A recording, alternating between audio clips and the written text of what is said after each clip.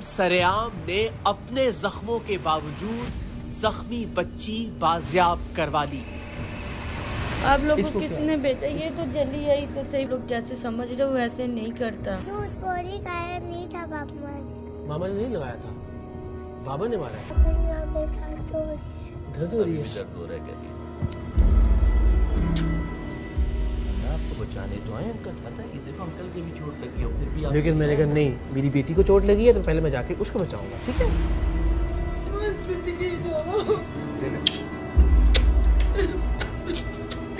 दूर नहीं करूंगी, कभी दूर नहीं अपने दंगलों से। मासूम की जबान को भी जलाया गया था और इस नन्ही सी जान पर ये कयामत खेज जुल्म ढाने वाला कोई और नहीं, इस मासूम बच्ची का सौतेला बाप था। आप लोग को किसी ने भेजा? ये तो जली आई तो सही, लोग जैसे समझ रहे हो वैसे नहीं करता। मामा झूठ बोली, गायब नहीं था बाबा ने। मामा ने नहीं लगाया था, बाबा ने मारा है। आपको बचाने तो आए अंकल, पता है देखो अंकल की भी चोट लगी और फिर भी आप... लेकिन मैंने कहा नहीं, मेरी बेटी को चोट लगी है तो पहले मैं जाके उसको बचाऊंगा, ठीक है?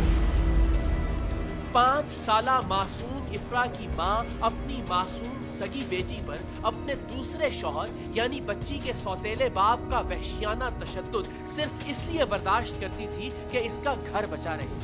वो अपनी नन्ही परी को सिर्फ इस खौफ से जलता और कटता हुआ देखती रहती थी कि इसका दूसरा शौहर भी उसे तलाक ना दे। एक माँ की तरफ से अपना घर बचाने के लिए अपनी बच्ची की कुर्बानी का ये वाकया पहली बार हमारे सामने नहीं आ रहा था। इससे पहले भी टीम सरेआम ने बहुत से ऐसे वाकयात देख रखे थे जहां माँ अपना घर बचाने की खातिर या अपने बाकी बच्चों के मुस्तकबिल के लिए अपनी एक औलाद को जुल्म और वहशत की आग में झोंक देती है।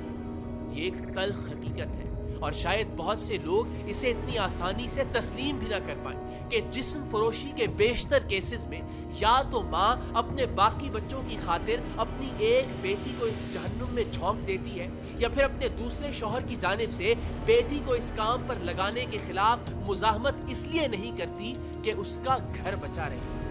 5 साला इफ्रा भी अपनी माँ का घर बचाने की कीमत अदा कर रही थी। दर्द हो रही है।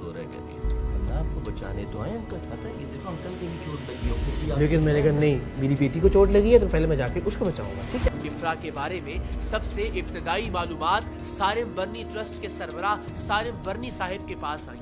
कराची के इलाके मॉडल कॉलोनी की रिहायशी एक खातून ने अपने पड़ोस में मौजूद बच्ची की कुछ तस्वीर और वीडियोस सारिम बर्नी साहिब को भिजवाई और बताया कि उनके पड़ोस से रोजाना इस बच्ची के चीखने चिल्लाने की आवाजें आती हैं। उनका कहना था कि बच्ची के साथ उसका सौतेला बाप जानवरों जैसा सलूक करता है। उस खातून ने सारिम बर्नी साहिब को यह भी बताया कि वो दरिंदा सिफत शख्स अपनी बीवी पर भी वहशियाना तशद्दुद करता है। उस बाहिम्मत खातून ने अपने हमसायों के घर जाकर इस 5 साला बच्ची की तस्वीर और वीडियोस भी रिकॉर्ड की जो ग़ज़ा की किल्लत, मार की ज़्यादती और अपने सौतेले बाप के हवस परस्ताना और वहशियाना सलूक की वजह से हड्डियों का ढांचा बनी हुई थी। बच्ची के जिस्म पर जा बजा जख्मों के निशान थे।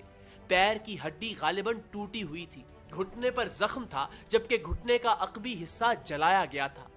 बच्ची शदीद तकलीफ में थी। उसकी हालत से उसके साथ रवा रखे गए सलूक का अंदाजा लगाया जा सकता था। सारिम बर्नी साहिब के पास मासूम इफ्रा की ये वीडियोस और तस्वीर आईं तो दर्दे दिल रखने वाले सारिम बर्नी तड़प कर रह गए।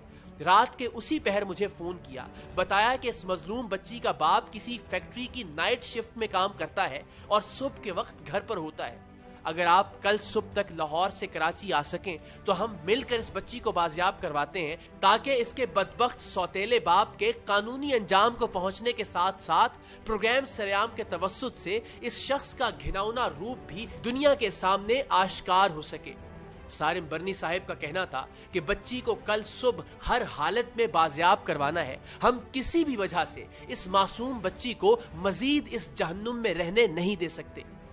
बच्ची की तस्वीर और वीडियोस देखकर मैं भी रात भर सो नहीं सका। खुशकिस्मती से सुबह लाहौर से कराची की सबसे पहली फ्लाइट में सीट मिल गई और मैं जख्मों और टूटी हुई हड्डियों के साथ 5 साला इफ्रा को बाजियाब करवाने कराची पहुंच गया। اس دوران سارم برنی صاحب نے قانونی کارروائی کے لیے پولیس کے اعلیٰ افسران سے درخواست کر کے قانونی مدد بھی حاصل کر لی تھی۔ ہم سب نے کچھ دیر پولیس کی لیڈی کانسٹیبلز کے آنے کا انتظار کیا اور ان کے آتے ہی ٹیم سرعام سارم برنی صاحب کے ساتھ پولیس کی معیت میں ماڈل کالونی کے اس گھر پر پہنچی جس کی نشاندہی ٹیم سرعام کے اراکین نے رات ہی میں کر لی تھی۔